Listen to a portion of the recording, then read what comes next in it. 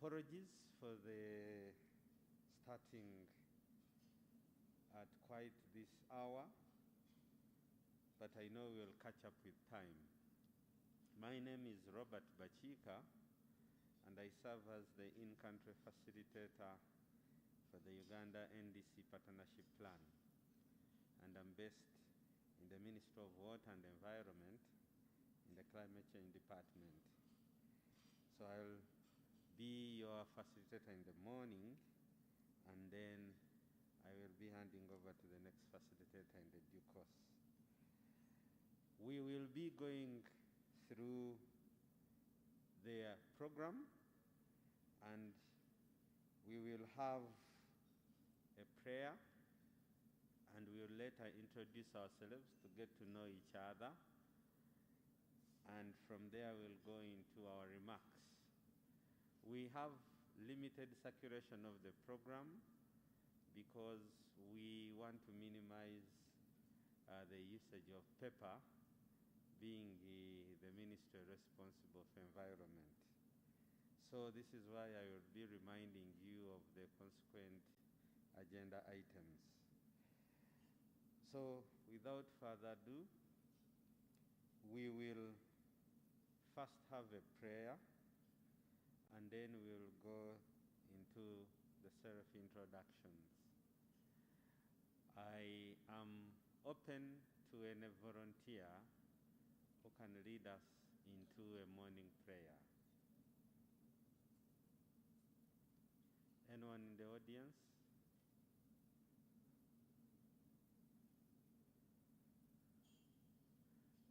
Okay, it's quite a fascinating morning.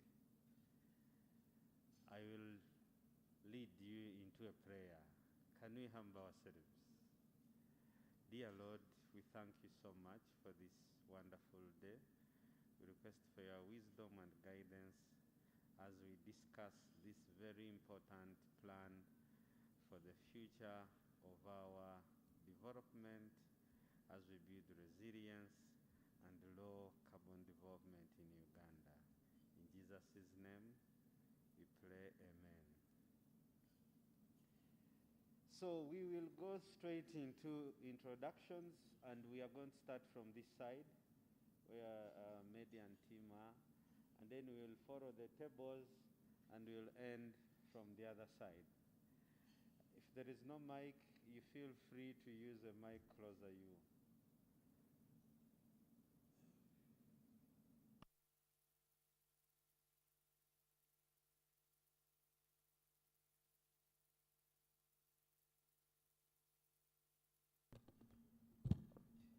Good morning, ladies and gentlemen.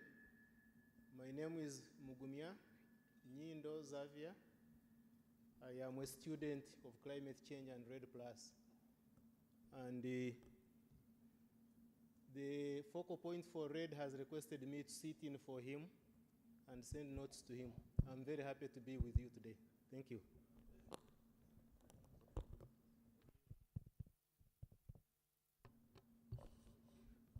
Good morning, ladies and gentlemen. My name is Semambo Mohammed. I work as a Principal Climate Change Officer in the Ministry of Water and Environment Climate Change Department, and I was given a responsibility to technically coordinate the development of the NDC, the Concept Implementation Plan, and the LTS, the long-term strategy for the country. Thank you.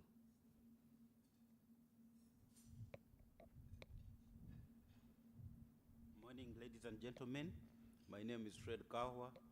I'm a development associate with KRC. KRC is Cavalry Research and Resource Center.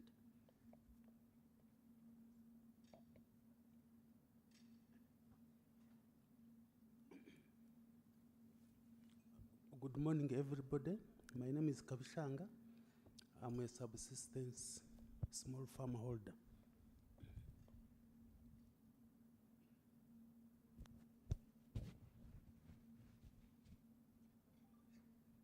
I'm sorry, Chair. A mobile mic wouldn't be the worst idea. Good morning. My name is Prime Bless Form from Ministry of Trade, Industry and Cooperatives.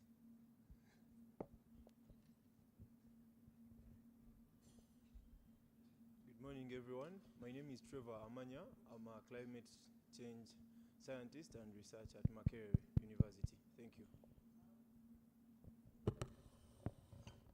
morning. John Wasiga is my name. I've been the national consultant for agriculture long-term strategies.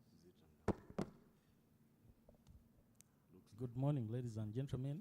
I'm Stephen Kayanja from Ministry of Health, Senior Environment Health Officer, standing in for the focal point. Thank you. Good morning, colleagues. My name is Bakari Kwira Philip Eric. I'm a potential beneficiary of this plan and a smallholder farmer representing Rural Ecosystem Solutions and Climate Action Network Uganda. Good morning, everyone. My name is Masi Kanyesche from the Ministry of Energy and Mineral Development. Good morning. My name is Penny Natwine. I come from Environmental Art and I work as a program officer. Happy to be here. Good morning, everyone. My name is Winifred Anagena. I work for Ministry of Works and Transport. Good morning, ladies and gentlemen. My name is Immaculate Nyamaizi. I work with Ministry of Works and Transport. Good morning, everyone. Molimira Homisdas is my name. I come from PACJA, that is a Pan-African Climate Justice Alliance, Uganda. Good morning. Good morning, everyone. My name is Bena Nakazi, Senior Industry Officer, Ministry of Trade, Industry and Cooperatives.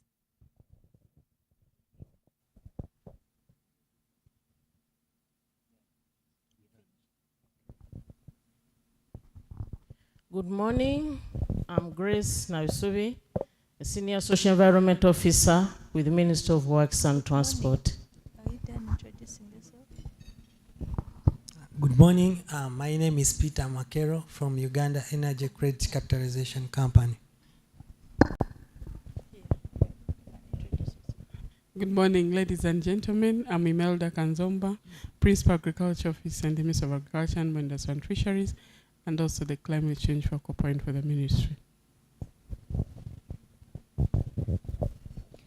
Good morning, everyone.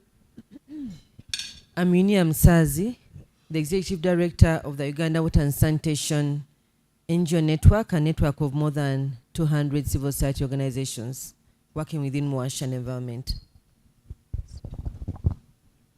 Yes, good morning, everybody. My name is Keith Humuza. I'm a senior statistician, environment statistics, Uganda Bureau of Statistics. Good morning, everyone. I'm called Howard Moezi. I work with Young Farmers Champion Network as a partnerships officer. Morning, friends. Chris Arico, paparazzi with the UBC, also an activist. Good morning, ladies and gentlemen. My name is Gabriel Malunga. I work as the Regional Program Officer at the NDC Partnership. Thank you. Good morning, everyone. I'm Robert Alichwam, Forest Officer from Ministry of Water and Environment. Yeah, good morning, everyone. David Kasimbaz is my name. I work with the Ministry of Lands, Housing and Urban Development, representing the Commission on Urban Development. Good morning, everyone. My name is Jotham Yambi. I work with the Ministry of Lands, Housing and Urban Development. I'm representing Director, Physical Planning and Urban Development. Good morning, everyone. My name is Luc Pierson, Deputy Head of Cooperation at the Embassy of Belgium.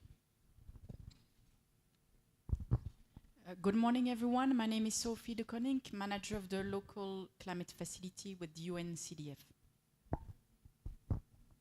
Good morning, everyone. I'm Margaret Barhi Musana. I work with the NDC Partnership Support Unit. I'm the Regional Manager for Africa. Thank you. Good morning, everyone. My name is Makai Okure. I work with Makerere University College of Engineering. Matthias Magunda, Ecosystems Green. I'm a consultant. Good morning, colleagues. I'm Johnny Kadu, Professor of Zoology, Makerere University. Kayunja Elizabeth, National Planning Authority, Environmental Planner. Good morning, Namazi Gloria, GIZ Climate Change. Good morning, Rebecca Nabatanzi Seranga. I work with GIZ supporting Ministry of Finance on aspects of the green economic recovery. Good morning, everyone. My name is Gloria Nalule, and I'm supporting on this project for the NDC for Uganda, the implementation plan and the resource mobilization plan. So I'm counting a lot on your support today. Good morning, everyone. I'm Emmanuel Tenywa, who has been making your emails busy to make sure that this meeting comes a success. I'm so honored to have all of you here. I work with the Ministry of Water and Environment as a climate change officer in the climate change department. Thank you. Yeah, good morning. My name is Tom Sengarama. I am the team leader for nature, climate, energy and resilience at the NDP. Thanks for coming, and we look forward to having very enriched discussion on the development of this implementation plan. Thanks very much. Bob Natif is my name. I've been known for a couple of years as acting commissioner, but I'm assistant commissioner in the Ministry of Water and Environment. And happy to be with you and looking forward to the discussion. Thanks. Good morning. My name is Roger Zanajuka. I work with the Ministry of Gender, Labour and Social Development. Thank you.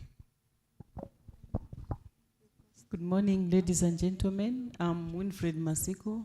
I work with the Ministry of Gender, Labour and Social Development, the Gender and Climate Change focal point to the UNFCCC. Morning, ladies and gentlemen. I'm Gloria Namande. I work with UNDP as a Program Officer, Energy and Climate Change. Thank you all for joining. Hello. My name is Peter Kitio. I work with the Electricity Regulatory Authority as the Manager for Environmental Monitoring and Compliance, and I'm here to represent ERA. Thank you.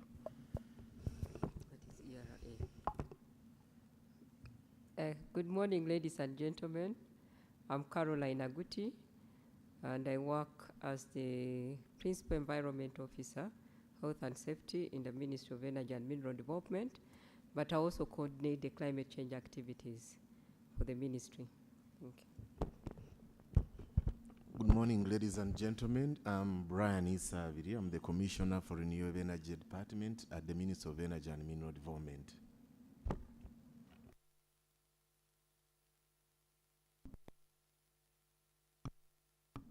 Great. Thank you so much for these introductions. This is a demonstration of the whole of society approach, where we have had representatives from civil society, private sector, academia, and then the whole of government engagement, where we have had a number of ministries, agencies. And I think today we'll be able to validate this implementation plan, which is going to be our next blueprint as far as the country's climate action plan is concerned. Now I wish to invite the distinguished representatives to come and take these front seats, and we go into the official opening of the event. I wish to invite the representative from Ministry of Water and Environment, Climate Change Department, who will be stepping in for the team there. You are most welcome, sir. I also wish to invite the representative from UNDP and the representative from the NDC partnership. And as they take their seats, since we know each other and they have introduced themselves, I take this singular honor to invite the representative of the Commissioner, Climate Change Department, to make his remarks. You are most welcome, sir.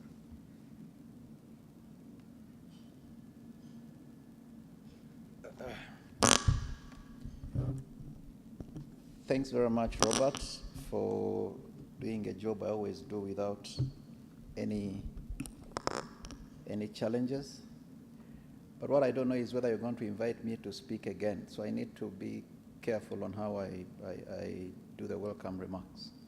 Will I take the floor again to speak, or I do once and for all? Okay, so distinguished delegates, the representative of the Res Rep of UNDP, my good friend Tom, my colleague and friend of the NDC partnership, Madam Margaret Barihi. It's been a long while since I last saw you. I now see glasses. You're very welcome. The commissioners present, Mr. Brian, and all representatives of the MDAs. Friends from the UNCDF, had them introduce themselves, our colleagues. All protocol observed. I have a very simple job, just to welcome you. Again, my name is Bob Natif. I'm substantively an assistant commissioner in the Ministry of Water and Environment. As I said in my remarks, I used to stand in front of you as acting commissioner in the ministry. But I'm now, it's what it is, but we still have faith. And we are working very strongly to ensure that we move the climate change agenda forward. So the job I have is merely to, first of all, welcome you, and I see on the agenda also to officially open the workshop. That's why I was asking Robert whether I'm going to come back again. But of course, as you see on the agenda, it's supposed to be the Commissioner of Climate Change giving welcome remarks and also the PS officially opening. So it will feel good to be a PS for a few minutes if you accept for me to come back to officially open. But I can also combine both, I think, to save time. Let me do both, welcome as is, and then we declare this open, and then we'll have the remarks from colleagues. I hope that's acceptable.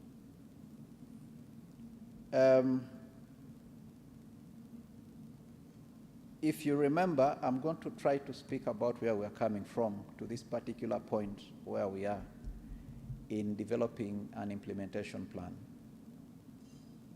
To those who've been with us for a long time, all the professors in the room, Honorable Winnie there,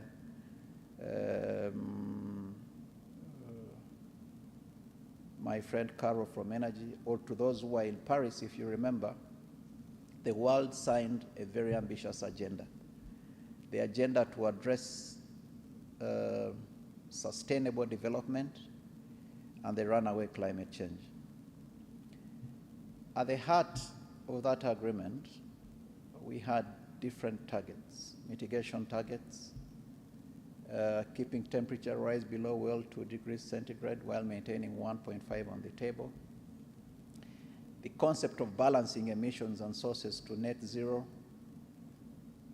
That's why you hear things to do with long-term strategies and the NDCs. But also the idea to be repeatedly reporting about our progress every after 5 years. That's on the mitigation part. But there was also a lot of talk on the adaptation side,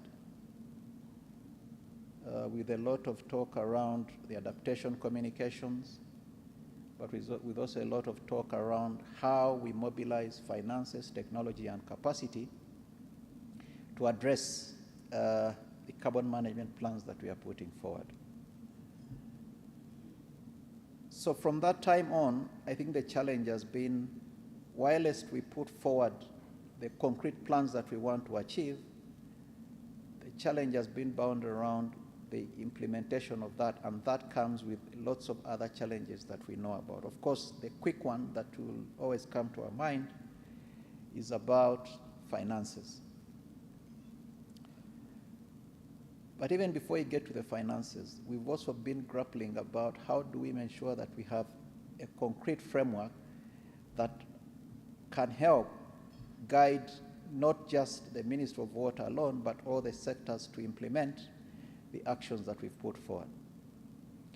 I vividly remember the INDC, the initial carbon management plan that we put forward, which was framed around nature-based solutions, that we are looking at how do we improve renewable energy generation from about, if I remember figures correctly, was it 920 or 720 megawatts as it were in 2013, 2012, 2013, to about 3,200 megawatts.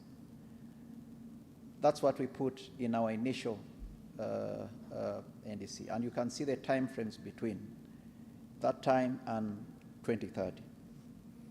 If you ask us today, the Commissioner in Energy will help me here, I think that strong resolve that we indicated on renewable energy, we are approaching the half mark. I think currently we are at about 1,250 megawatts or so, or even beyond when other projects come on board. So you see that's a bit of progress.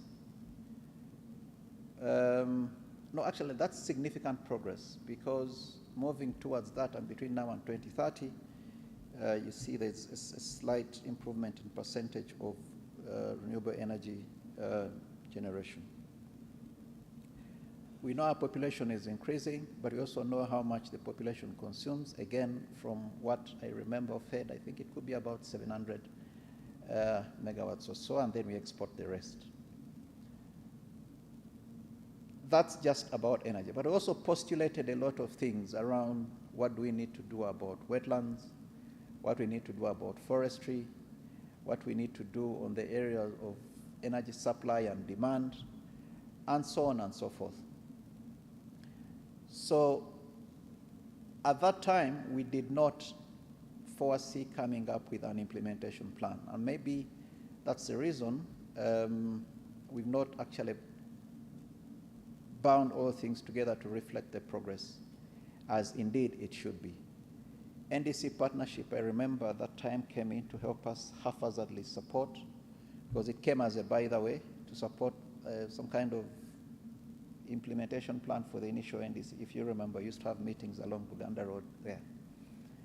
But for this 2020 NDC, we made it a point to ensure that whilst we revise our NDC based on the COP decisions as they are, we also make every frantic effort to ensure we have an implementation plan. And an implementation plan, whichever way you look at it, we're seeing two key reasons. That one, it helps us keep and raise the ambition that we have so much put forward as a country, but most importantly, I think, to help us enable action of the carbon management plans that we've put forward, because without that implementation plan, then we'll be walking one step forward, two steps backwards. So it is very critical, it is of very profound importance that the contextual proposals that you're going to give based on what is going to be presented is key to help us walk the talk.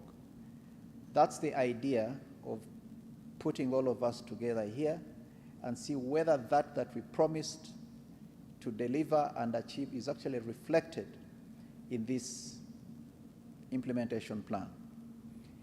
In that regard, ladies and gentlemen, your voice matters. They always say it's the more articulate that you can be in putting out these things, the more chance that you will have in having them reflected. So the challenge is ours for all of us are in the room to ensure that issues of energy, oil and gas, issues of gender, issues of adaptation in general, which defines our development ambition as a country, are all reflected on how this coincidentally turns out mean in terms of the resources required, but also the timelines that we need to take this ambitious climate change agenda forward. So we count on you, ladies and gentlemen, to hear your voices. But that would never have been possible without the generous support of the UNDP, which promised us at the start of the NDC revision process in 2020 to help us have a concrete plan that we need as guidance to help us implement the actions that we've put forward. So we very much look forward to any contextual proposals that you're going to give, in earnest hope that us as the coordinating entity and the consulting team will take them into consideration to ensure that all aspects or all ideas that have come through actually are reflected in the final document that we shall use, as Robert said, a blueprint of guidance that we're going to follow within now and 2025. With that, ladies and gentlemen, wish to welcome you once again to this very important meeting, and we count on your voices to ensure that we work together with the consultants to complete this very meaningful assignment. With that, I'd like to thank you so much again. And I think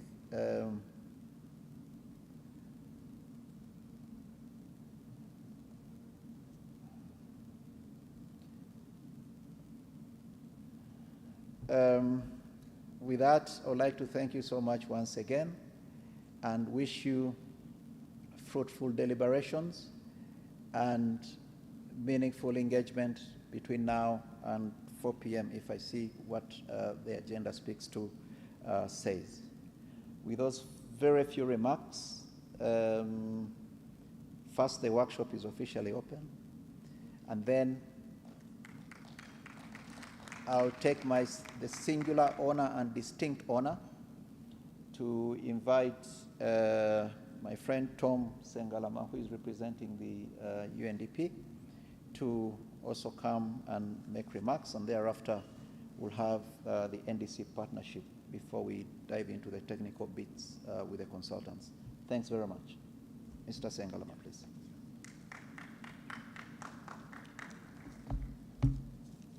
Yeah, thank you very much, Bob, for the wonderful remarks. It's difficult to speak when the guest of honor, the PS, has already spoken, but I will make some few remarks on behalf of the UNDP, and I start by conveying warm greetings from the UNDP Country Resident Representative, Madame Atafo, who would have been here, but she has other engagements. She asked us to convey her warm greetings and to inform you that as UNDP and as the leadership, we are committed to seeing the implementation plan of the NDC fully developed and owned by all the stakeholders here. The PS represented by Bob, representative from Climate Change Department, again, Bob and the team here. Representative from NDC Partnership, Madam, you are welcome. Development partners, Ministry representative, I take the opportunity to recognize the presence of the Commissioner, Minister of Energy, Renewable Energy Department, distinguished guests, ladies and gentlemen. I will make very few remarks regarding the NDC process and why we are here today.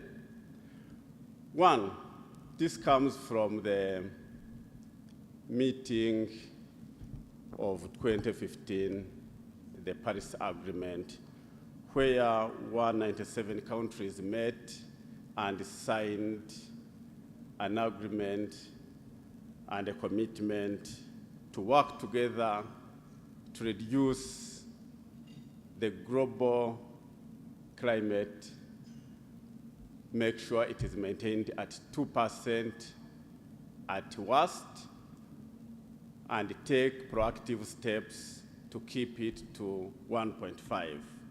And to achieve this, countries needed to take serious commitments individually and collectively. And this is where the idea of developing voluntary commitments through nationally determined contribution came in. And when this came in, UNDP as a convener and a leader has been supporting 119 countries and 43 countries in Africa to develop their NDCs. And Uganda is one of those 43 countries in Africa who have been helped, or where UNDP has taken leadership in facilitating the development of these NDCs.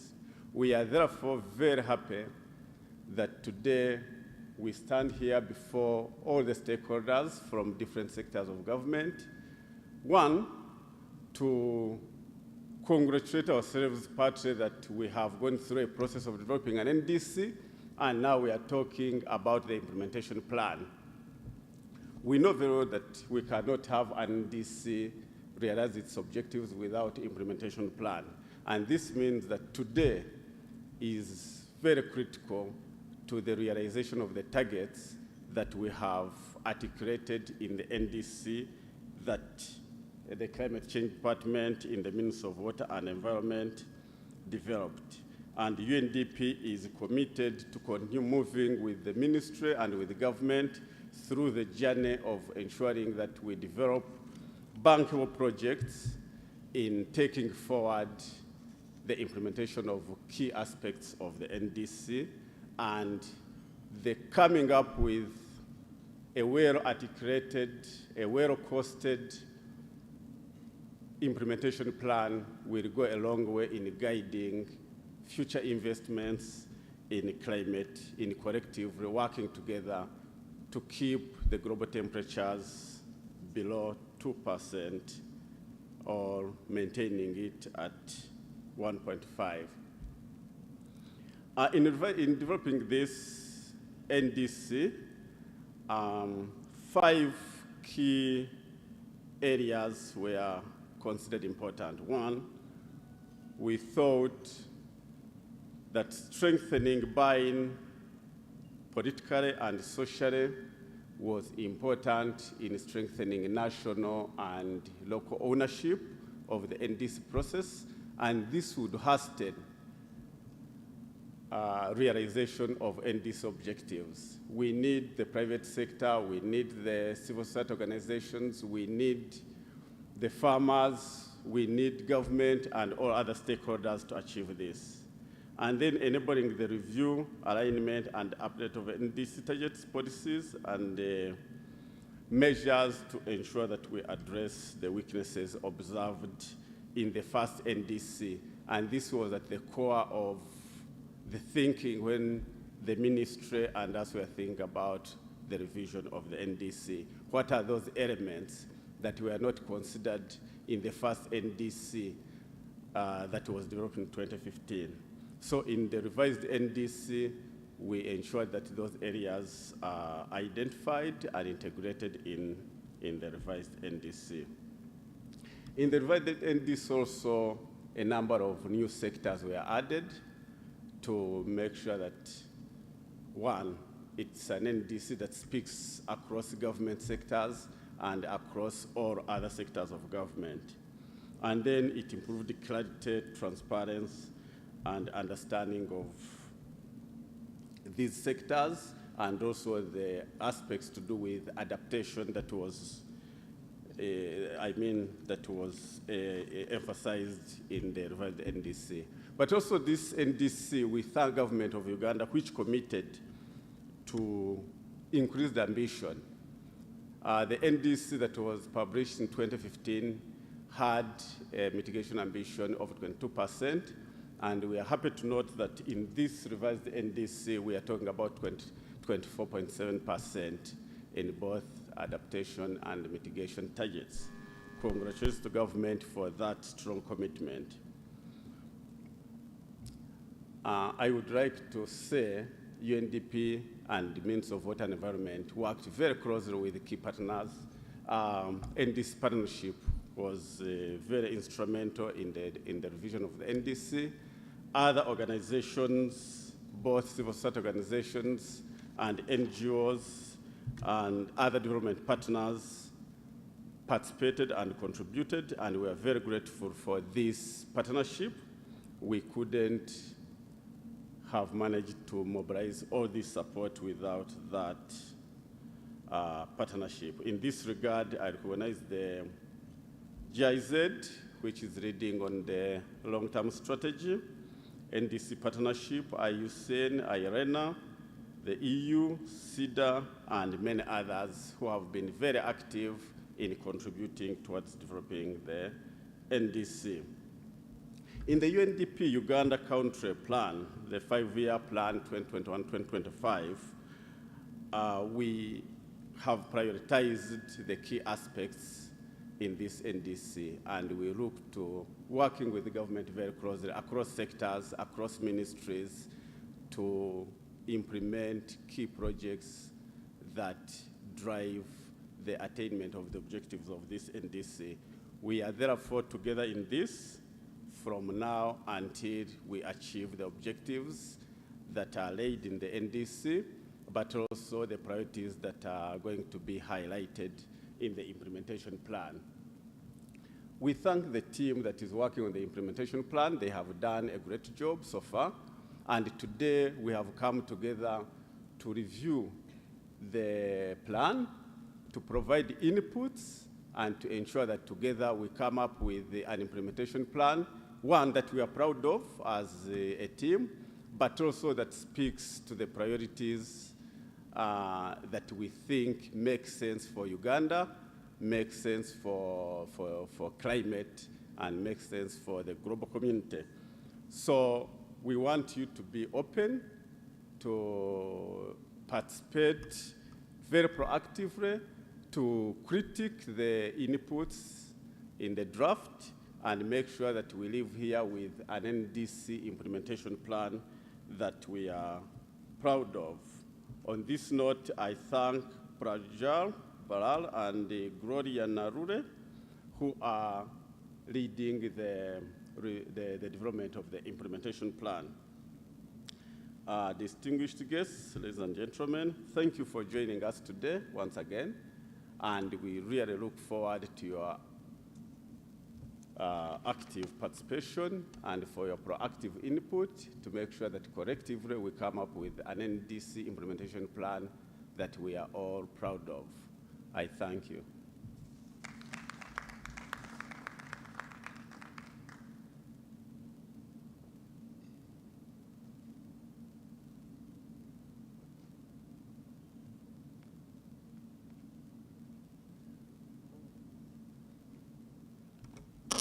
Okay, it's always good to multitask.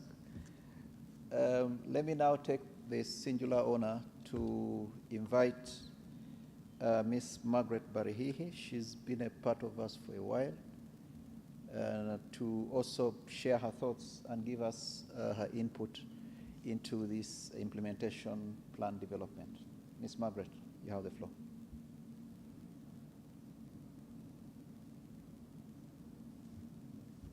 Thank you, Bob, Assistant Commissioner. My colleague Tom from UNDP and other NDC partnership members. I see most of you in the room. Fellow colleagues and friends. Happy to be here, and really I'm glad always to be associating with you all.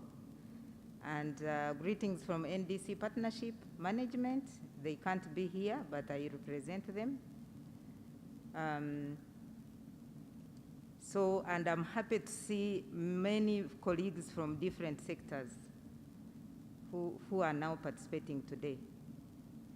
So with that, we are really happy to see Uganda taking this milestone again.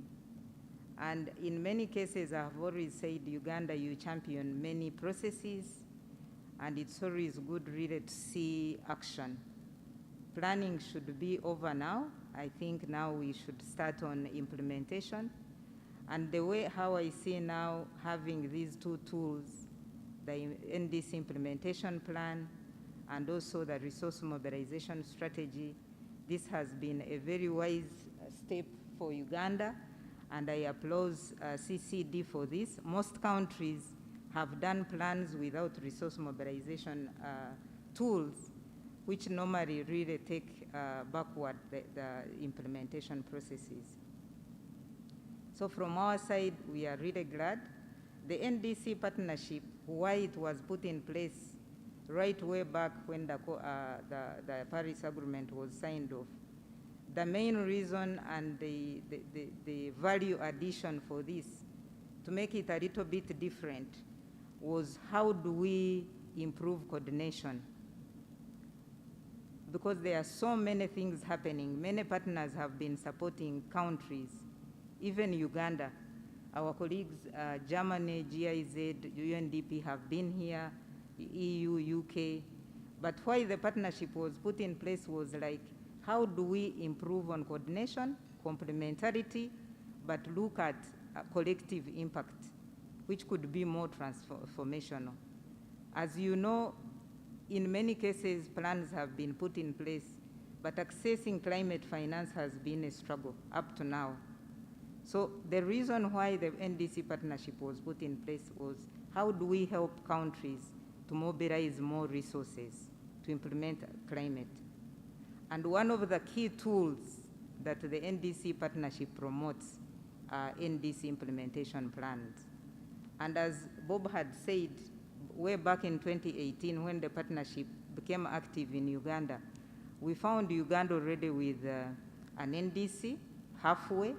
So what we did was to support Uganda to make an NDC partnership plan. I'm sure you heard about, I think something is wrong, okay. You heard about NDC partnership plan, which was a 3-year plan. We had to make it 3 years because that's where the government had reached in the process. But I'm really happy now to see that we've managed to work through the revision and put together a 5-year and 10-year. We are looking at 5 and 10-year lifespan of this plan. How will this plan help us? Let's work together to see how do we prioritize. The challenge has been putting a plan there, but you don't go into details of prioritization. So one thing the partnership is looking at is, how do we work with you to see through this implementation plan, we have prioritized activities for example, 2022, which is ending, 2023. And if we prioritize in transport, in energy, in agriculture, and I'm happy that Uganda has added more sectors in this time around, which is making it much more ambitious. So how do we prioritize? So I'm calling upon all sectors to see that in the next 1 year, each of your sector has prioritized, let's say 5 or 3 projects, which can be put together, and we, through the partnership, we are able to look for funding. We are running for, we have a 5-year plan, 2021 to 2026, and we are looking at how do we support countries to mobilize more technical assistance and resources to implement these plans. So Uganda should be one of them, and you have done very well even in the past. By the way, in 2018, Uganda was the first to launch the NDC partnership plan. While this time around, Rwanda was the first, but I think Uganda, you are still having a chance to really work quickly and see how we mobilize. There is a lot already going on, but how do we coordinate them? And I'm happy that this time around, UNDP has even gone a bigger milestone to see that as the plan is coming up, there are like 5 concept notes, proposals that they are looking at to champion, even kick off resource mobilization for this plan. But also there are other partners that are supporting. I know UK is supporting Ministry of Finance also to put a climate change unit. So this plan should actually be the tool for that climate change unit in Ministry of Finance to look at and prioritize some of these projects. So let's use what is already going on, but also look at what are the gaps. And the gaps is where the NDC partnership can support on mobilizing with new resources. And I'm happy most partners who are here, one of the questions they always have is that, is this the actual top priority of a country? So prioritization is going to be key. Because in many cases you find that partners are supporting A, B, C, D, and yet at the top you find that actually that is not the country's priority. So in this discussion today, let's look at each of you as sectors, try to see what am I looking at in the next 5 years, but in the first year, what should be done.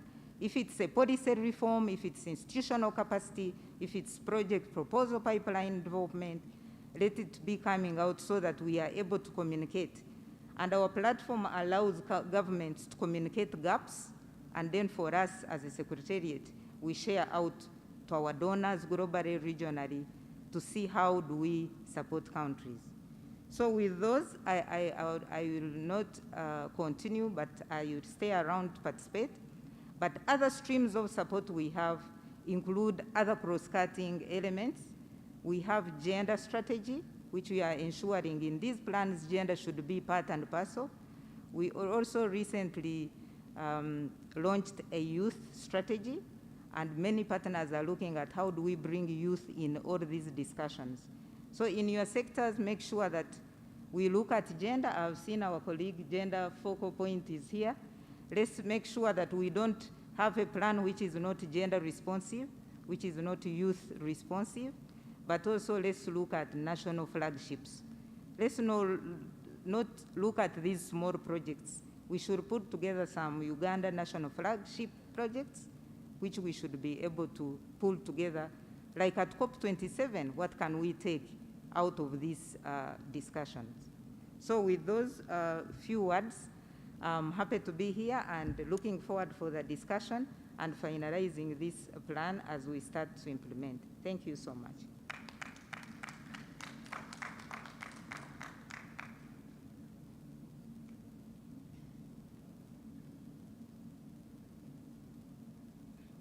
Okay, thanks very much, Margaret, representing the NDCP, for the useful insights that you provide into this morning session. But also thanks very much to Tom for the compelling remarks that you've given, dating much far back where we're coming from, but also what our targets are and what we are planning to implement moving forward.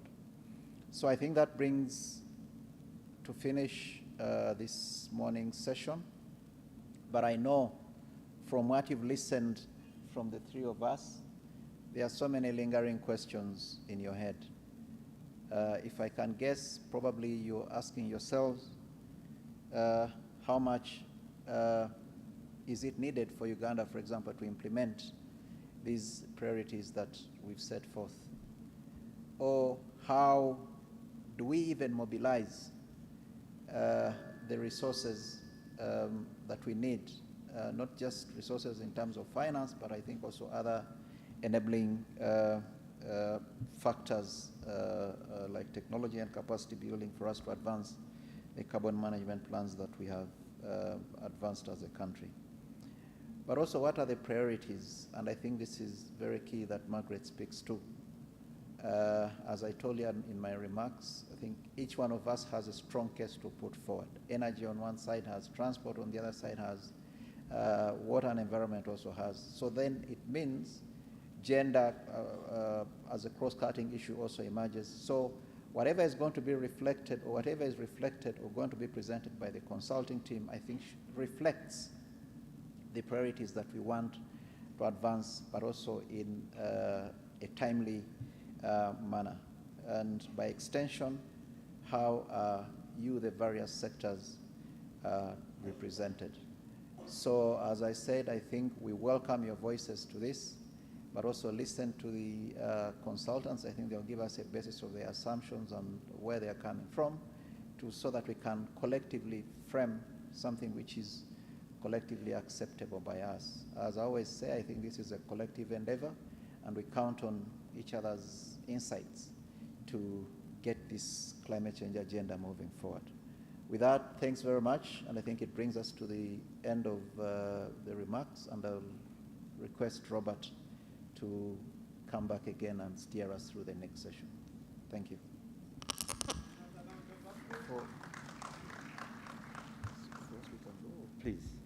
Please, you can take your seats. As our distinguished delegates take their seats, can we give them another round of applause, please? I forgot to request our colleagues online to introduce themselves. Now I take this honor to also invite them to introduce themselves, as also we make some adjustments in the program. As you know, we are having a working coffee. For those of you who have come in late, please feel free quietly to pick a cup of tea behind. We will be having a presentation on the NDC first, before the draft costed implementation plan. This is because some of you have requested to see the linkage, and some of you wanted to refresh your memory. So that request is going to be addressed. We just request for your patience. So colleagues online, can I start with Anthony?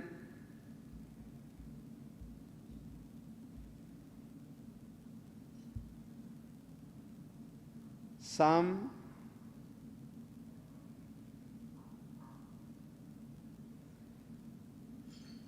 Good morning. My name is Sam Kisa. I work for the National Forest Authority. Thank you. Sarah?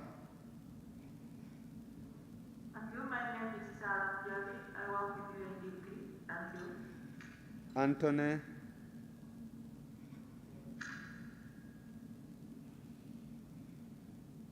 Bob?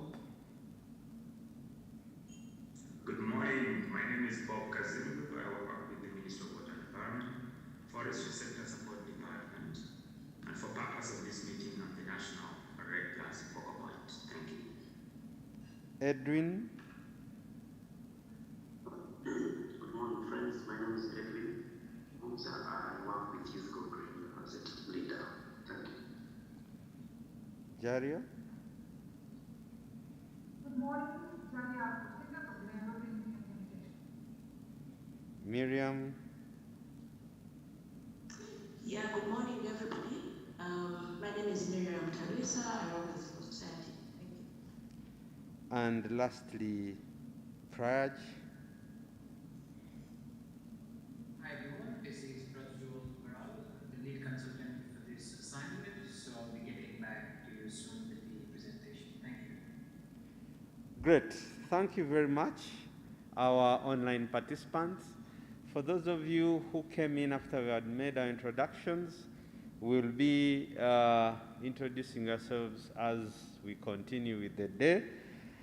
And as we prepare to go into the first presentation, I want you to use these conference notebooks.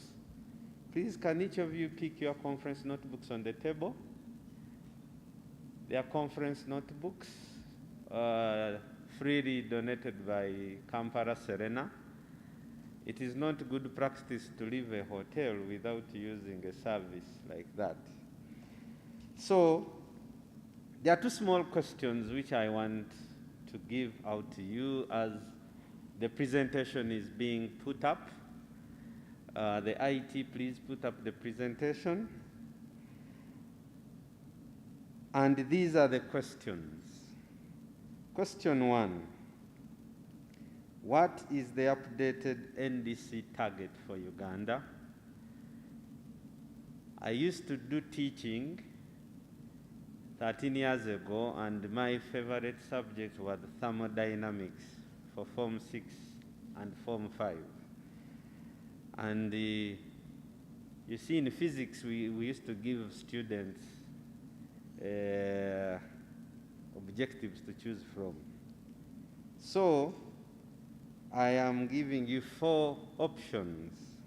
A, 22%, B, 22.4%, C, 24.7%, D, 30%.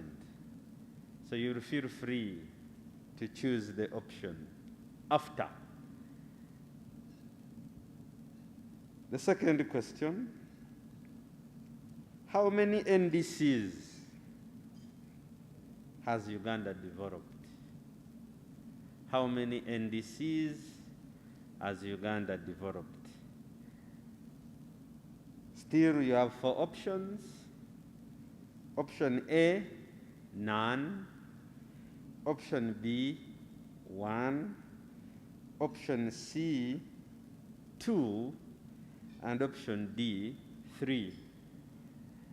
So keep those answers to yourselves. The winner will be entitled to a gift which we will declare at the end of the workshop. As I take this moment to invite Mr. Semambo Mohammed to take us through the first presentation. Mr. Semambo, you are most welcome. Okay, feel free. Thank you very much. Thank you very much, Mr. Moderator. Ladies and gentlemen, as Mr. Moderator has already mentioned, there is a request that came in terms of bringing people to speed. So I'm just going to use less than 10 minutes to take you through what the NDC is, so that now when we have our real engagement on the NDC Coastal Implementation Plan, at least we have some bit of recap. You allow me to just stand around here when I make this presentation. Please put the first slide. Next. So as a recap, next slide. As a recap, you might be aware that in 2019-2020, we initiated the process of updating our first NDC.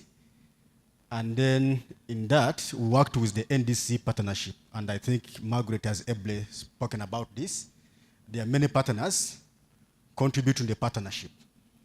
And one of the exercises that was taken is that how have we fared in the first NDC? So how have we fared in the first NDC in terms of implementation? Because Uganda chose to update the NDC. But what were you supposed to update?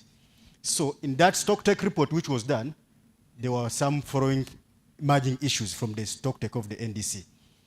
But in terms of performance, there was some bit of satisfactory conclusion that the first NDC was implemented in terms of the adaptation and mitigation measures, specifically in agriculture, water, environment, and energy sector. So there was some bit of that satisfactory kind of conclusion. However, there were emerging issues. And these emerging issues necessitated the update of the NDC, which we've been talking about. One, the first, or the initial NDC, or the first NDC, had less stakeholders consultation. We have strived to improve on the stakeholders engagement in this updated NDC. Over 100,000 stakeholders have been engaged in this updated NDC, which we'll be talking about. Secondly, the first NDC or the initial NDC, our target was 22% reduction of greenhouse gas emissions by 2030, but it lacked sector-specific contribution to the 22%. So in this updated NDC, we have strived as much as possible to do what we call sector contribution to the national targets. And then number 3, there were unclear methodologies for estimating the greenhouse gas emissions. So in the updated NDC, we have tried as much as possible to have clear methodologies of accounting for the greenhouse gas emissions. That one has already been addressed. Then we had no adaptation targets in the initial NDC. So in the current NDC, which is the updated NDC, we have targets for adaptation. So also that one has been addressed. There was limited scopes in terms of sectors in the initial NDC. In this updated NDC we are talking about, the sectors have been widened. So the scope is taking on more sectors as compared to the initial NDC. We had no MRV, measuring, reporting, and verification for the initial or the first NDC for the country.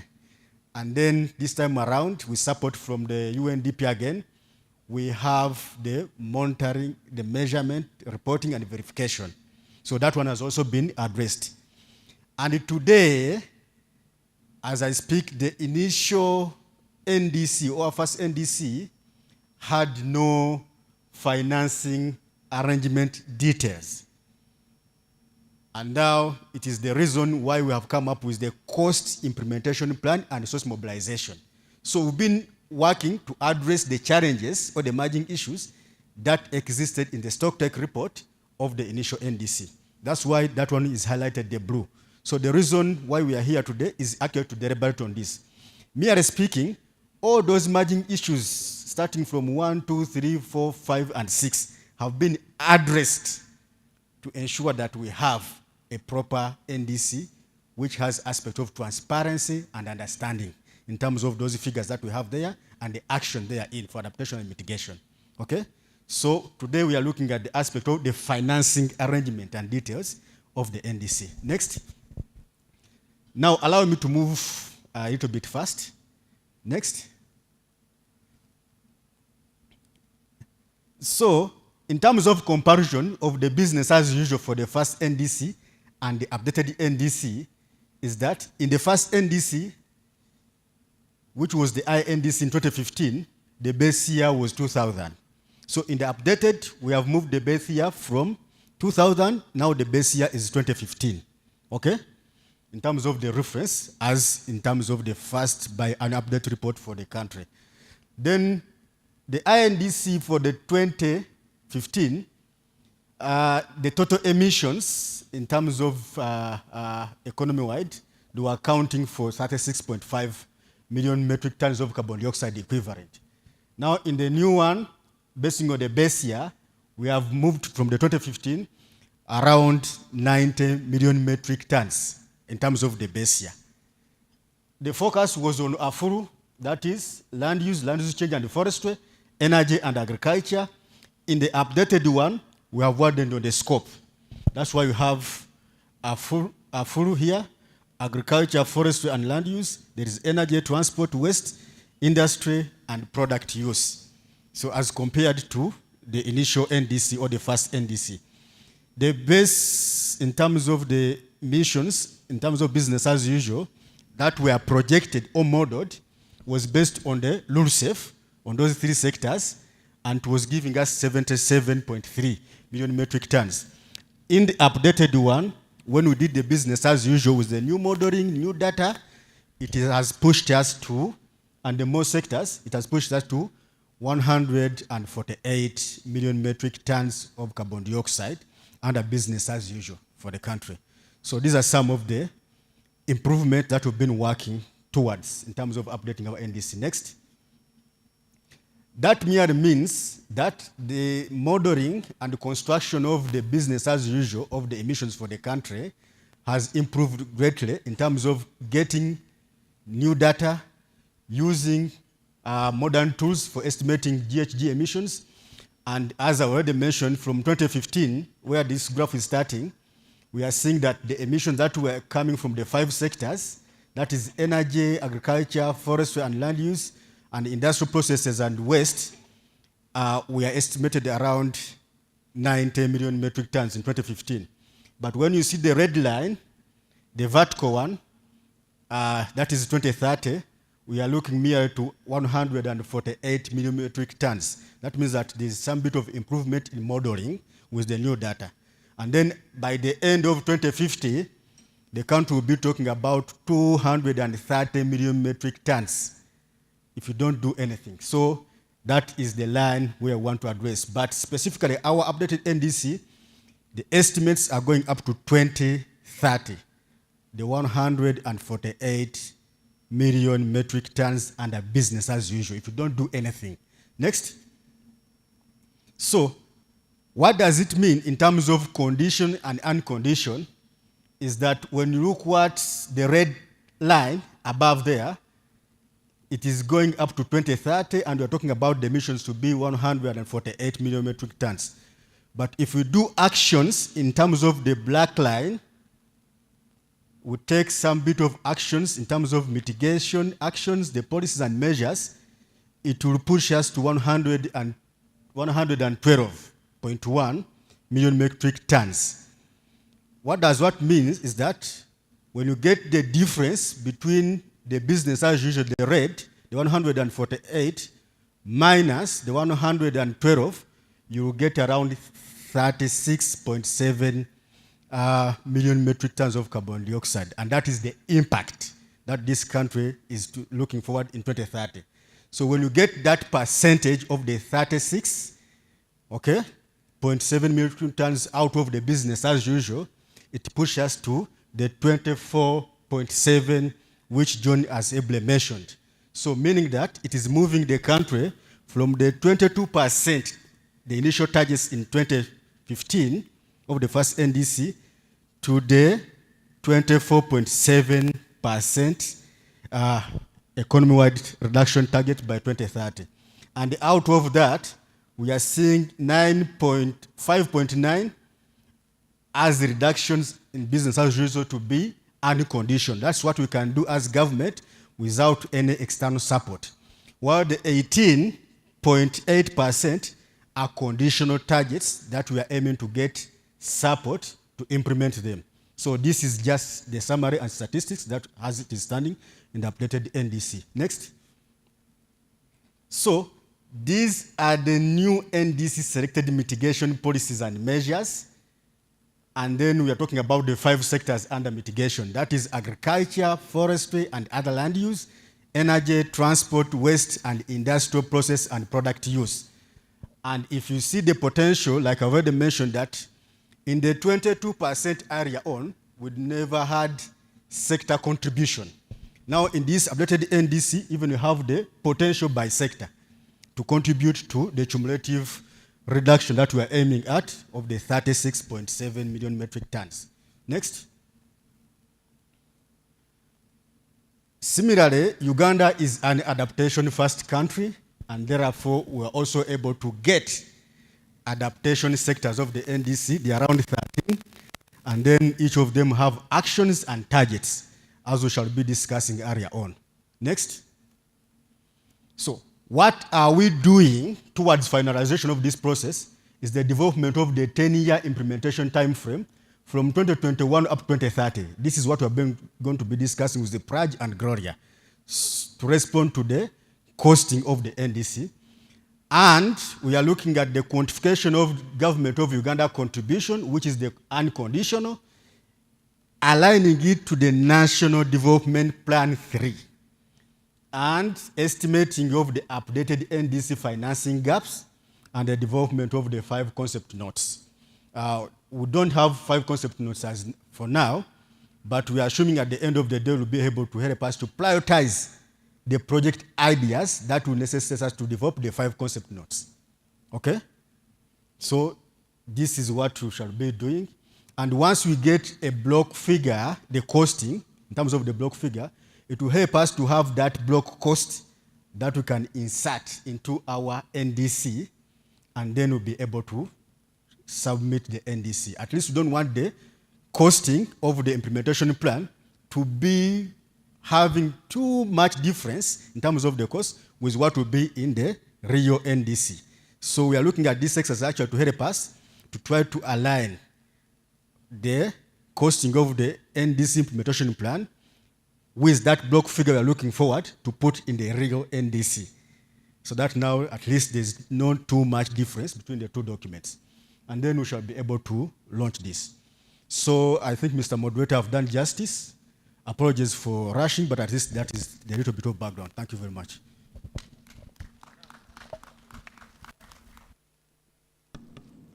Thank you so much, Mr. Semambo, for that wonderful, precise presentation.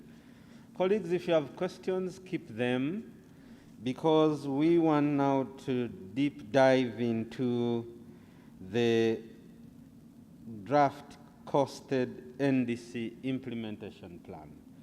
We'll have a short interlude after this presentation for the question and answer. So in the meantime, our online participants, you can use the chat to post your questions and comments. I confirm they'll be responded to. To our physical participants in the room, please keep those questions such that we can now go into the draft costed implementation plan. And I'm pleased to invite our consultants, that is Mr. Prajal Baral and Gloria Nadle. You have the floor. Thank you very much.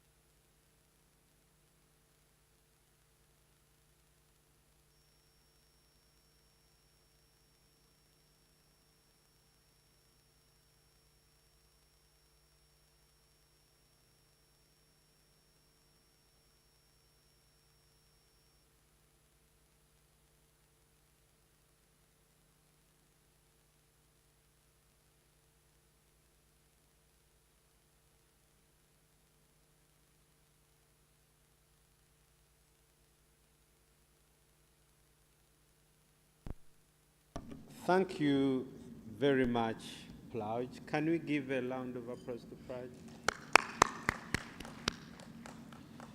The reason is Plauj and team are doing this wonderful task of unpacking what Mehdi showed you, costing it, assessing what is available, and what is the funding gap to give us the true cost. Secondly, Plauj is working beyond his usual working hours because he's 1,000 miles away from here, and we really appreciate your stamina to stand with us within this complex time frame or time zones. Thank you very much, Plauj. So we now have this session to hear your comments and questions before we go into the actual exercise. Plauj has given you his views and the team. We also want to know what you have observed and what you can guide and advise. But also you feel free to also comment on what Mehdi shared. The floor is open, and I think I will take 3 or 5 participants at a time. So that is one. Help me, Madam Caroline. So that is one. Another hand. And please be brief. So I only have Mr. Kavishanga. Sorry, Honorable number 2. Hold on, Mr. Kavishanga. Who is the third? Okay, you can proceed, Kavishanga. Okay, I thank the consultant and the team and everybody here in the room. I know gender is supposed to be mainstreamed across, but is there a way how this NDC costing plan can allocate a certain specific amount of percentage? Say that if we say that the entire budget of the costed plan, can we allocate like 10% of the costed plan to the processes? Because if you look at our full sector, it does a lot, and our people, the majority of them are employed there, and that's why you find the women, the vulnerable poor people, and the youth engaged in production. I thank you. Thank you very much, Mr. Kavishanga. I just want to make sure your question was clear. You want to future percentage of gender. Is it a cost or a reflection of how gender is integrated in the implementation plan? Okay. Next, Honorable.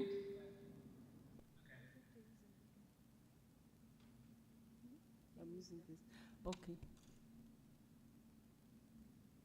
Thank you very much, moderator. I would like to thank the consultants for the great work they've put in this document, and really appreciate their efforts, and also appreciate the presentation they have made to us this morning. Mr. Moderator, when we were judging the first NDC, the issue that came up was that most of the NDCs, especially in Africa, were not gender responsive. And we had made a determination to make sure that the revised NDCs would be gender responsive.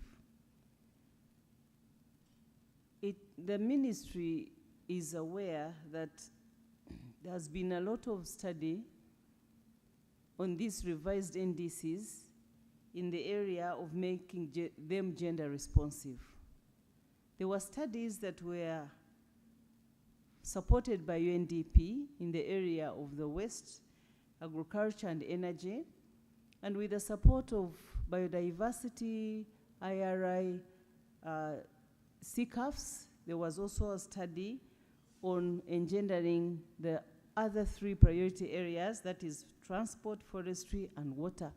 And these studies were submitted to the Climate Change Department.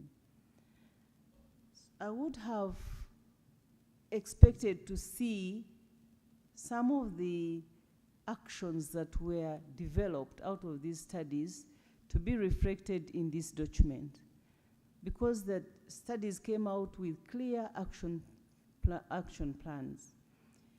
When we're discussing the revised NDC, they were able to get a chapter, a chapter around a paragraph maybe, on those cross-cutting issues. And the promise was that in the implementation plan, the action points that had been raised to make the priority areas of NDC gender responsive would be reflected. But I think this document does not seem to have captured those studies. So I would like to request that that we submit, as it has already been requested for, that these studies are resubmitted to the consultants so that they're able to look at the action points that came up, because they would make the document gender responsive, and also find out a way of how they can make gender responsive NDC implementation plan. Also, you realize that in the institutional arrangement, when you're talking about gender as a cross-cutting issue, gender to be mainstreamed, the Ministry of Gender, Labour and Social Development seemed to be missing. And I would imagine that in the institutional framework that has been given to us, we need to have that ministry as a ministry that is going to ensure that gender is mainstreamed in all those different activities in the different ministries. I have seen where gender equity compliance has been mentioned, but it is one of the roles of the Ministry of Gender, Labour and Social Development is, apart from mainstreaming gender, they also track the gender and equity compliance. So I would like to see the gender and equity compliance mentioned together, but also to be reflected as an activity that the Ministry of Gender, Labour and Social Development works on. And I think in the document it was, I think, put elsewhere. So I would like to pledge that I can submit these documents so that they are used to improve this document and make sure that the actions that will make it gender responsive are captured. Thank you very much, Mr. Moderator. Thank you. These comments are taken note of, and at a later stage we will invite representative from CCD to also highlight how this has been addressed. We have some of our online participants. Miriam, please can you go ahead? Thank you very much.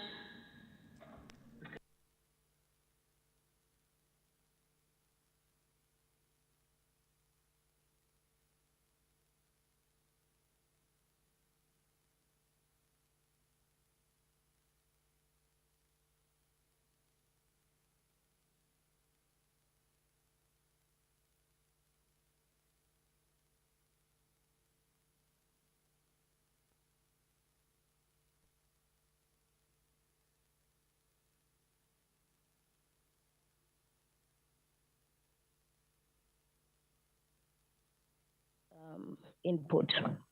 Secondly, I would like to comment or to even find out from the team where the fall of society approach that has been fronted as a best practice in implementing the NDCs, not just for us, the Ugandan one, but at least it's across the board. how does this get incorporated or aligned within what we have today. Earlier in the morning, of course, we heard about the inclusion of youth and women. And I think it's a good thing that we would like to applaud, but there are also other actors out there beyond just women and men, the civil society. So would like to really hear from the team how this has been incorporated in terms of speaking to roles, the times and schedules in which this plan is intended to be implemented for the next 7 years, as has been presented. Lastly, is my ordinary worry about the costs. We currently are in a huge inflation economically, and I wonder whether this has been given consideration for now, and even in the foreseeable future.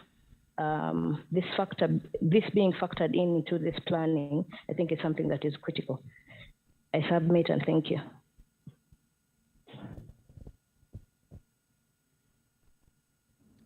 I saw hands in the room. We'll start with Caroline, then Prof, then the colleague on the table. So those are the three hands, and Philip.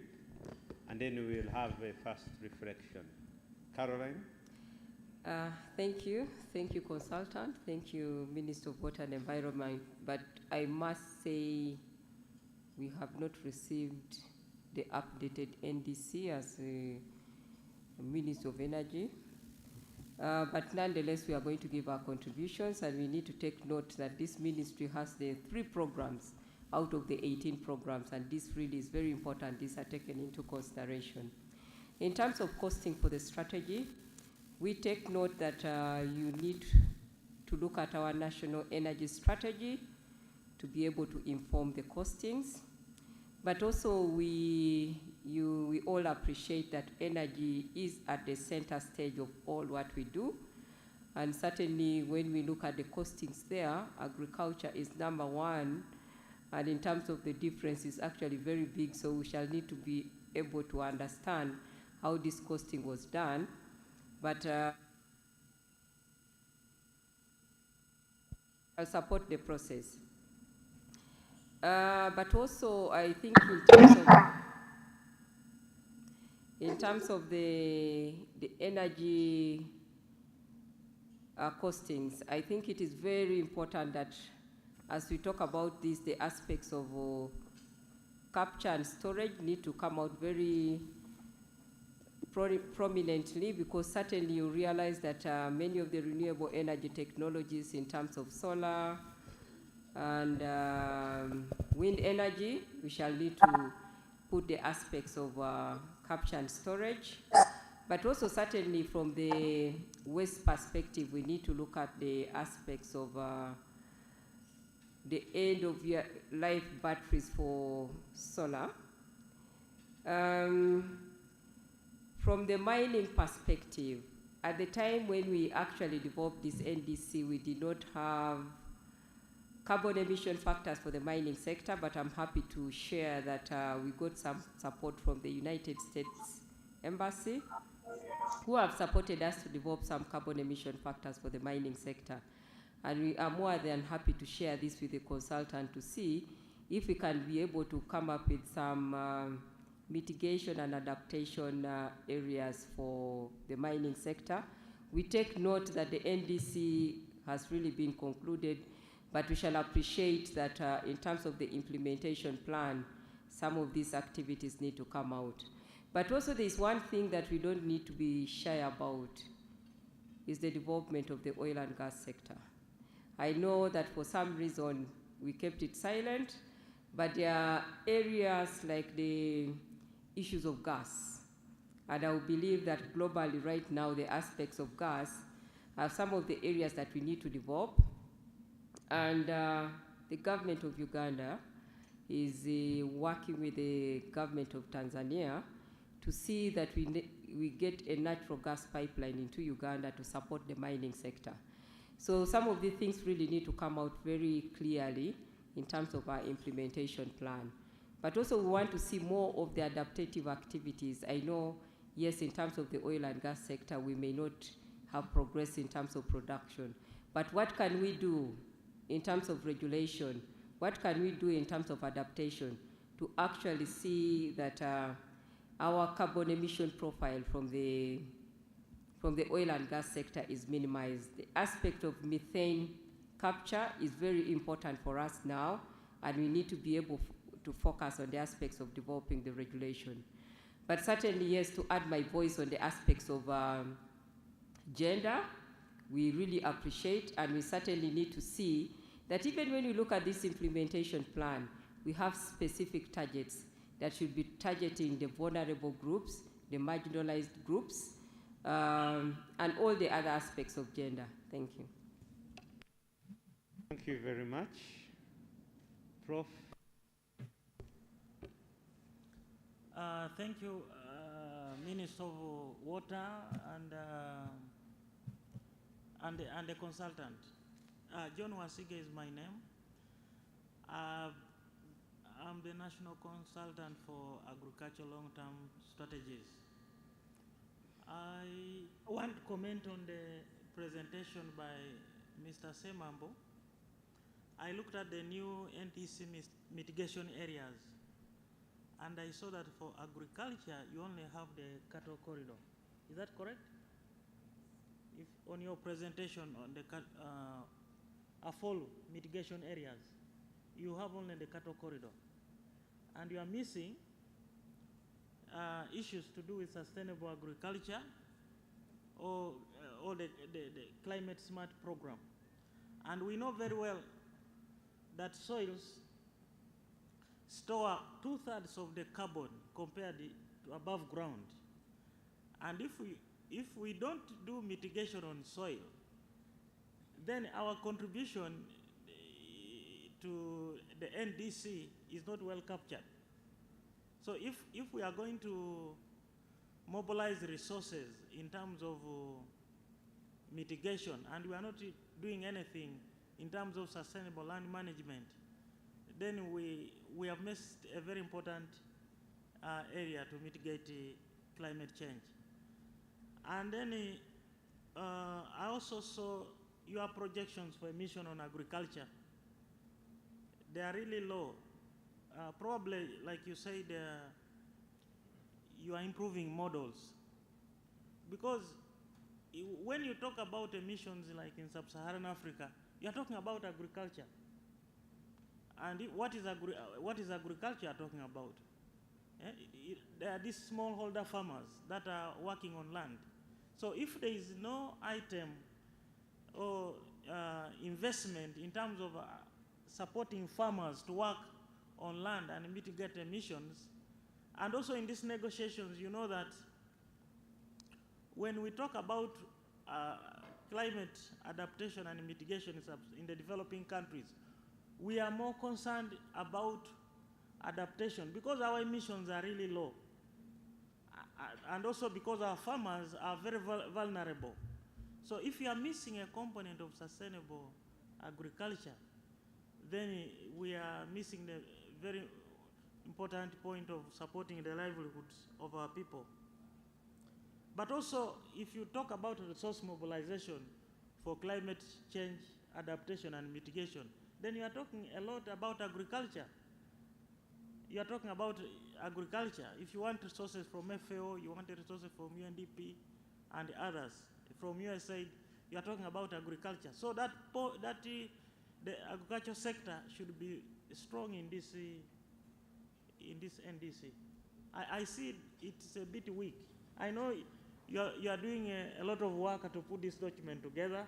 It's not easy to come up with data, but I've just noticed that. If you can take care of that. Thank you.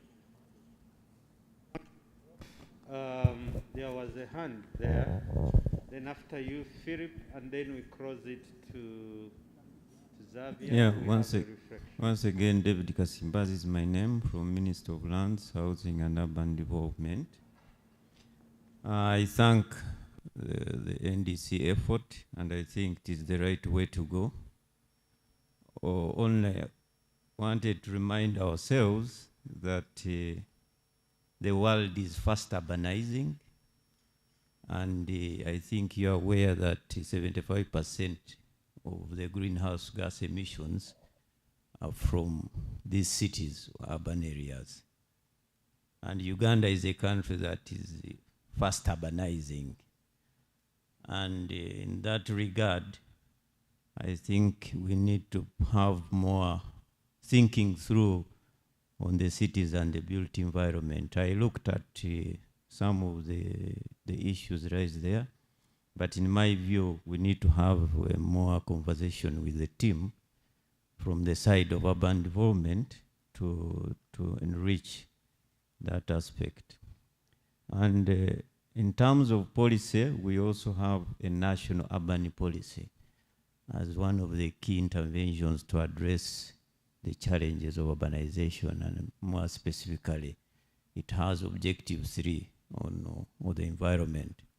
And I thought I would bring that to the attention of the team so that we can have a deeper conversation. Finally, there is a big relationship between land use and transport.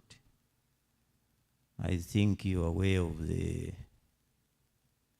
traffic challenges, for example, in the city of Kampala. There's a lot of sprawl, and this is impacting on every aspect of development, including even agriculture. You realize that we are building everywhere. And because of the sprawl, the cost of the effect on the environment, especially from car emissions, is a big issue. I think you're aware there's a lot of traffic jam challenges in this city. And as a ministry, we think we need to move away from car-oriented development and consider making walking cities so that we reduce the car emissions that are contributing to the majority of the greenhouse gas emissions. And therefore, I'm happy that actually this part of the initiative is to address cities, but also the question of housing or settlement patterns, I think, needs to seriously be addressed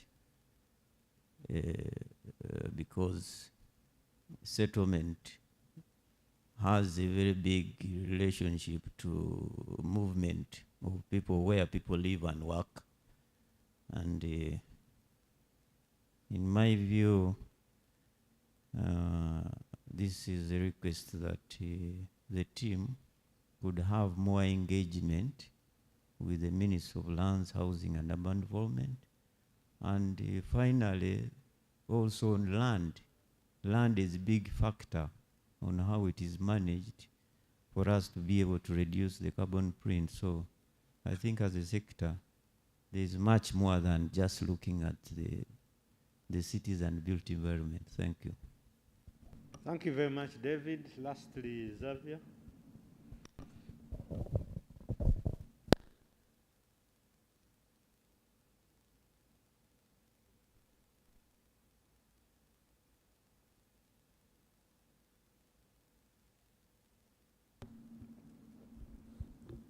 Through you, moderator, thank the consultants and the government of Uganda through Ministry of Water and Environment for completing our updated NDC, but also for making the implementation plan, including the plan for generating resources for its implementation. This is tremendous work. Moderator, thank them for me. I have two requests. Request one, how were the conditional and especially unconditional activities derived?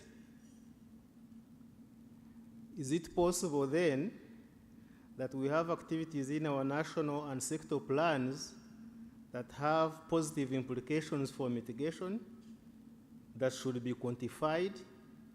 And also we have activities in our national plans and sector plans that have implications for adaptation that should be quantified and included in the NDC costing. Then request number 2, do you think the space for private actors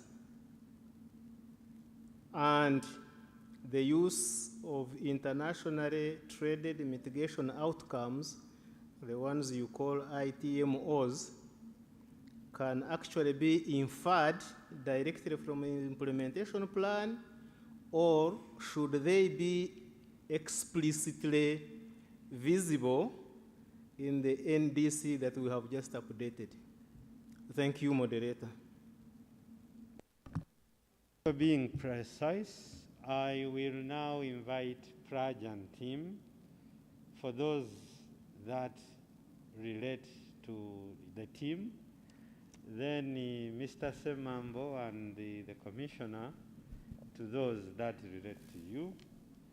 Prajan team, as you think through, these were some of the highlights for your clarity. Costing for gender as a reflection of the whole cost of the NDC. They need to dig into more documents, especially gender responsiveness, and whether you are still open to include other information on gender equality compliances. Still on information, the National Energy Strategy. I don't know whether you visited it, so we need a comment on that. There was a comment on if you have taken note of the dynamics of inflation and what. There was also the issue of how you need to be careful on costing energy due to other parameters like aspects of capture and storage. Good information on emission factors, but I don't think these ones you need them in the implementation plan. On the oil and gas, you really need to see those activities, especially under energy. Then John, many of them were to MEDI and CCD. David, I think it would be good also if you also respond to these issues from energy, from lands, relating to if you have interventions on urban, the national urban policy, linkages between transport and land use. Then also Mr. Mugumi on how you really derive the conditionality and the conditional costings, including information on the space. I think for ITMOs, you leave that to Minister of Water. That is for them. There was also another question from online chat on the issue of population, whether you have interventions talking about population and climate. I hope that summary can aid your response, Praj and Narule. Over to you.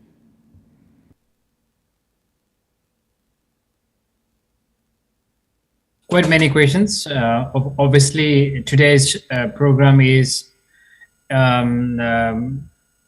supposed to be addressing these questions coming from different stakeholders, so we do appreciate that. So this first half of the presentation was supposed to exactly generate these kind of curiosities and questions from the audience. I will be answering some of the burning questions, but many of your questions are going to be addressed in the subsequent sections we have for this afternoon, because we are going to talk specifically about conditionality and unconditionality. We are going to talk specifically about costing.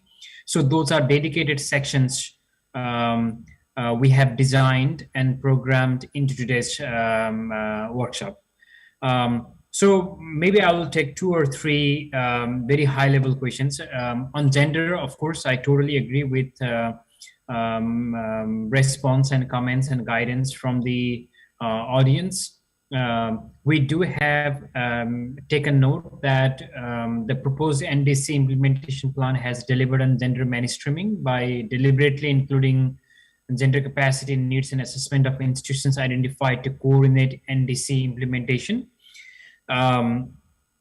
If there is a gender specific program or activity apart from what we call mainstreaming, then we would be happy to revisit that.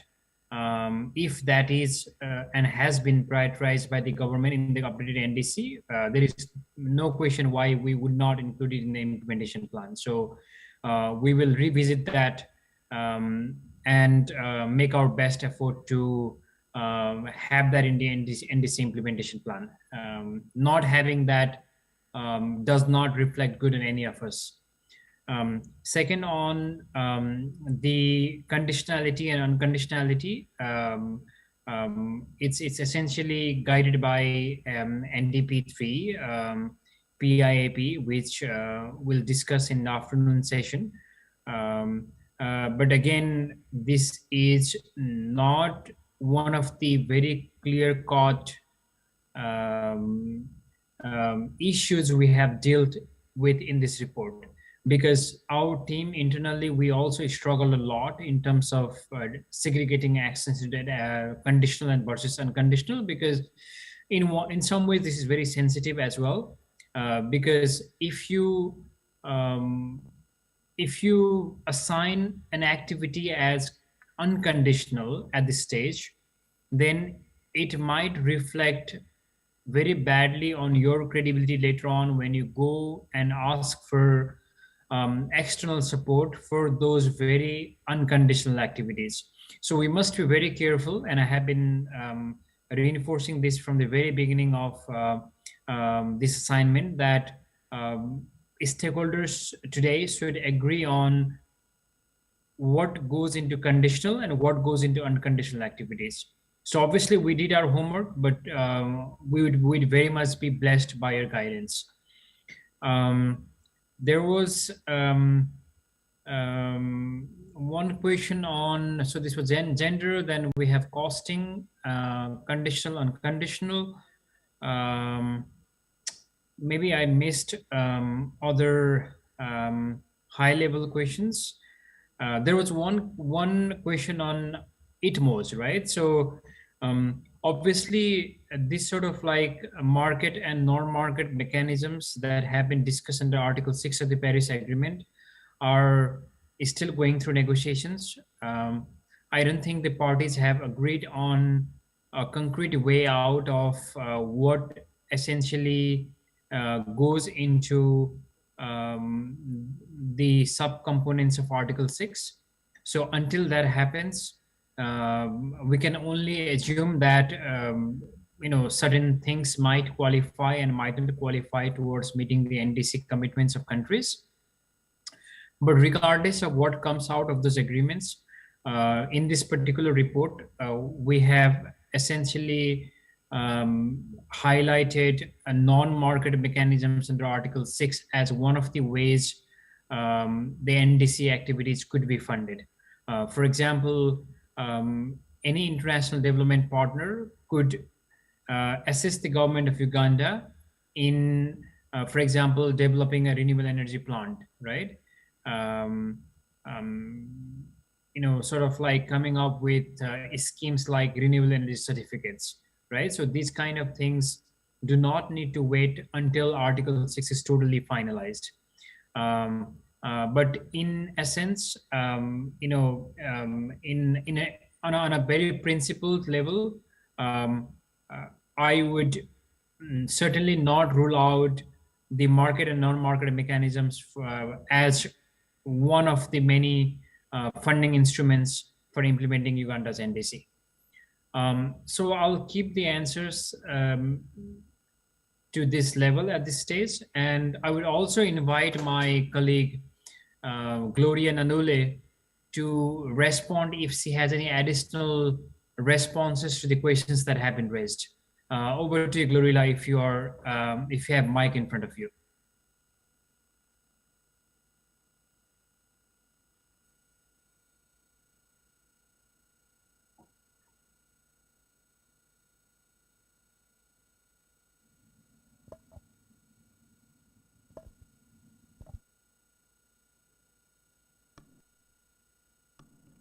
Colleagues, good afternoon. Allow me, I love to stand because that's where I get to work, yeah? To respond to some of the things that have arisen on gender mainstreaming, costing, how this has come up, allow us to say at this stage that this is a draft, and please don't be embarrassed in highlighting that, you know what, people, we think this area is missing. So we are going to request that, I may be jumping the gun, but I would like to request this. If you feel you're not going to be available in the afternoon, the copies of the draft report have been shared. Indicate the printed versions, but also if we missed you in the mailing list, you could share your mailing list, those who have come with laptops, to share with you the draft report that we are working on, that is being worked on, yeah? In there, you will also highlight, because we have received comments from Ministry of Gender, Ministry of Energy, urban planning, etc. This is already showing that you're passionate about your particular areas, yeah? And would like this passion and also your informed advice to be captured when we go into the parallel sessions. So please indicate especially that, you know, especially in the areas of costing, yeah? If you feel this amount of money does not get anything done, please highlight that. We will need that.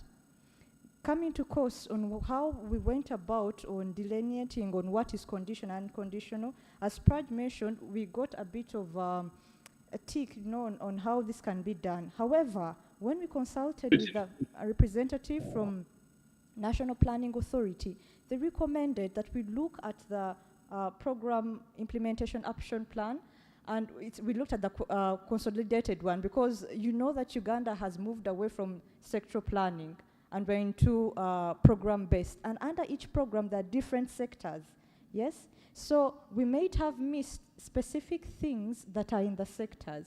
So if you know that my particular sector, my particular ministry is under a particular program, your input is going to come in there.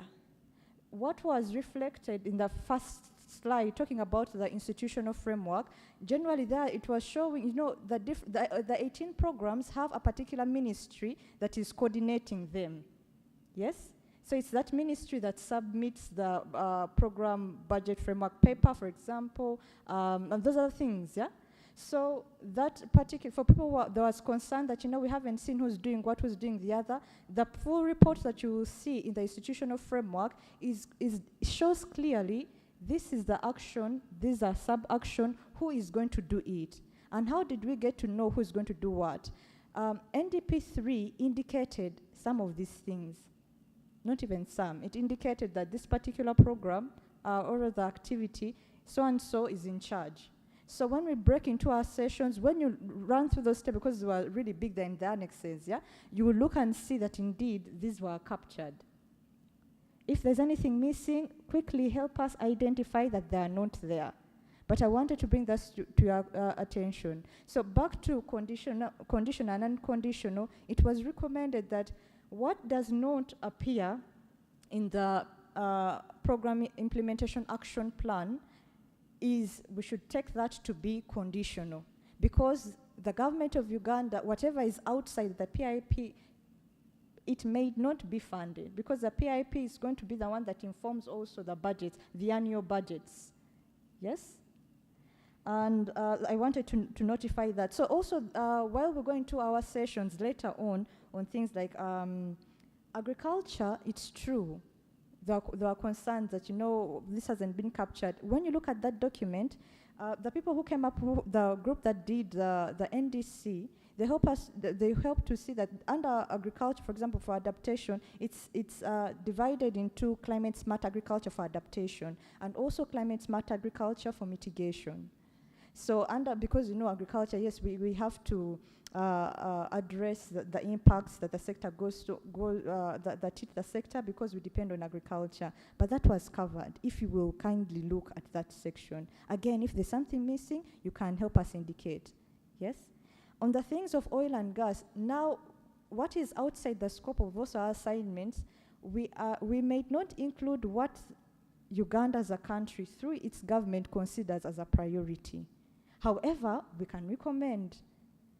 Now, there was mention of oil and gas. Why are we shunning about it? Again, it's outside our powers as consultants to maybe why they can include that. However, when we came into the resource mobilization, we made recommendations on how, because for example, we do know that finance has had a very critical role to play in putting together sustainable environmental management. We have seen that with environmental social impact assessments and how they came. Previously, it was a thing, you would have a project and you didn't have to do an EIA or an ESIA.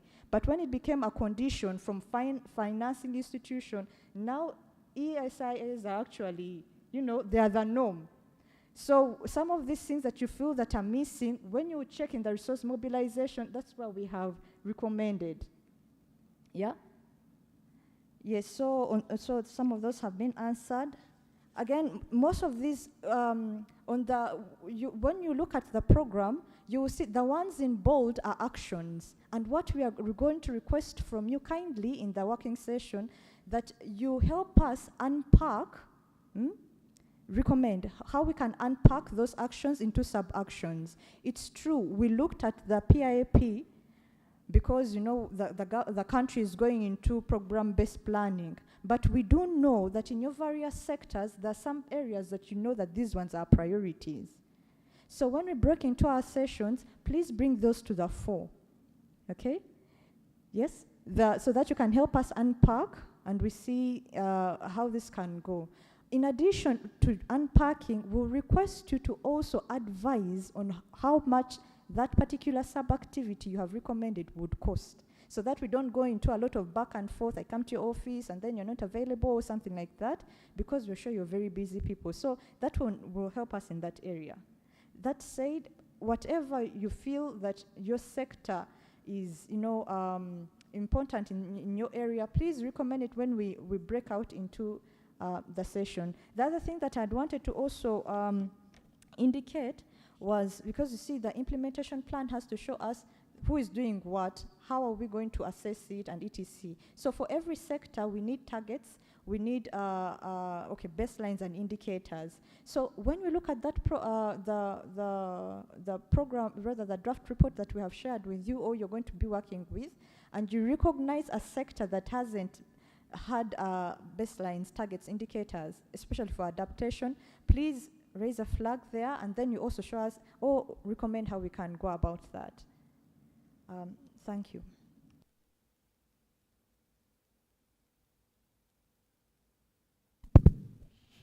Thank you very much, moderator. Moderator, I can see time is not our best ally, but allow me to just summarize a few things. I will start by a comment that it has been already recognized that the country has already moved into advanced stage of submitting our NDC, as mentioned. However, I would like also to just note, in terms of summarizing, I'll start with the oil and gas issue. This has been discussed over and over, but as you may be aware that one of the reasons why we're updating our NDC is actually to exhibit transparency, understanding, and clarity. And all the modeling that has been done, the database is speaking from the national inventory. That is the GHG emission inventory.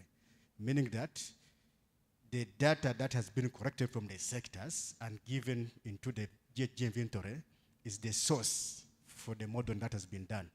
And we are very happy to report that most of the sectors have been providing data. So that data that you have given us actually went into the aspect of calling you to verify the information. And you can testify to that. So meaning that we are very much aware and put into consideration that in the next round of updating the NDC, because it has to be updated after 5 years, and we are assuming that by that time, we shall be having sufficient data given to the national GHG inventory in terms of oil and gas that can help us to do the proper modeling, so that now when the global stakeholders try to go to verify the source of information, how have you been done this, at least we have reference to what we are referring to in terms of the oil and gas. And they are very much aware that our first barrel, I think they are coming in 2025. And I think that that will be an appropriate time. So in the meantime, we want to work with the Petroleum Authority to see what type of data, how is it supposed to be corrected, so that now we build it into the national greenhouse gas inventory, and then we'll be able to have proper reporting arrangement in terms of calibrating and modeling the emissions in that regard. Number two is that John, Professor John here, agriculture is very much prominent when it comes to NDC. Actually, it is number 2 in terms of greenhouse gas emissions after land use, after forestry and other land uses. Because in the forestry and other land uses, they are contributing almost 50% of the emissions, looking at the forestry degradation and deforestation, but also wetlands and other parts. They are part of the other land uses. But agriculture is number 2. So in the modeling, it is not only for the cattle corridor, just because maybe when you read in my slides, we used one of the tools called GRIM. That is Global Livestock Environmental Assessment Model, to help us improve on the emission coming from the cattle corridor. But it has a strong bearing in terms of the modeling which has been done overall to contribute to other areas not beyond the cattle corridor, including the soil as factors of conserving carbon. So when we look at the intervention in NDC, climate smart agriculture beyond livestock is actually very paramount. So, and I think I implore you that if you have this, you'll be able to see that agriculture is prominently, because it is the second source of emission after forestry and other land uses. So how can we not provide interventions on sustainable land management, issues to do with the livestock, and among others? They are very prominent, spelled in there, and we make sure that the sectors verify the things which are there, but also alignment with the NDP3 and then the sector strategies. And I think it is well represented, being this number 3 in terms, being number 2 in terms of emissions after forestry and other land uses. So when it comes to emissions from the urban, I could say, we don't have proper emissions from urban, because when we're doing modeling, we are looking at sectors as defined in the IPCC, the Intergovernmental Panel on Climate Change. But urban is well represented, because the emissions coming from wastes are majorly considering the urban, okay? Emissions coming from transport, energy, and some bit of forest-related activities. So they are not targeted to urban, but they are rather national level emissions, but we know that the urban activities are contributing much. So when you go into the urban and built environment, you will see a number of mitigation measures and adaptation measures that are proposed for the urban and built environment. They are in there. But the aspect of now the policies in terms of land use, they are very much inclined under the urban and land use sector, but also looking at totality in terms of the land use planning. They are very much pronounced in the updated NDC. And then, Mr. Moderator, I also need to throw some bit of clarification that for the ITMOs, yes, I know Praja has mentioned this, but in our interim NDC, which we have submitted in October, we are very clear that we shall use the market mechanisms, okay? And then we are assuming that in the resource mobilization, we shall follow to see whether the market mechanisms are fully represented. The rest, I think there are comments. Emma to give the document, those who have not received it, but also the aspect of the document that have been mentioned from the energy, from the agenda. I think these are very important resources that can help us to improve in the costing that we have. So I don't know if I've left out anything, but I'm still around. We can still deliberate in the interest of time. Thank you very much, Mr. Moderator.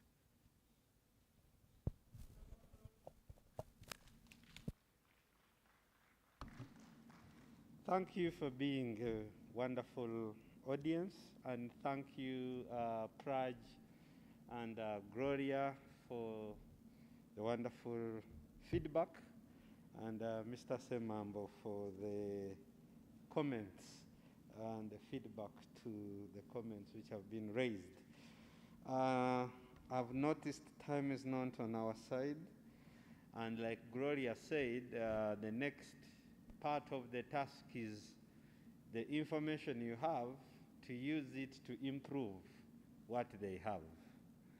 And we are going to have a group photo in front here. And after this group photo, we will break into our groups to start now pinching up this document with information vested with a number of you, and also trying to clean it up such that it can reflect our aspirations and ambitions.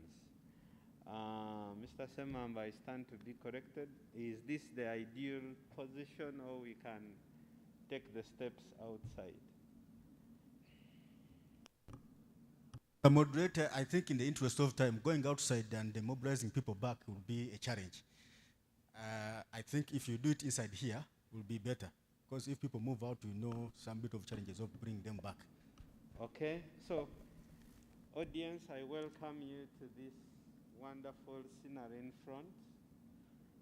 Let's use maybe 5 minutes to take the group photo and use the remaining few minutes before lunch to do some work.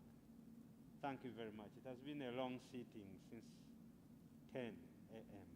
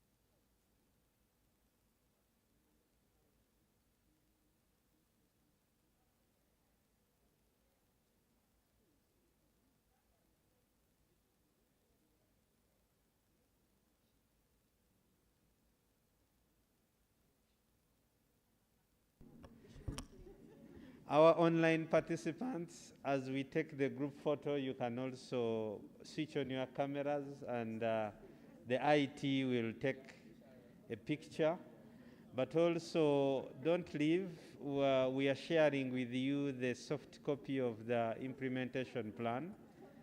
Madam Gloria Namand of UNDP is sharing online. Please stay tuned.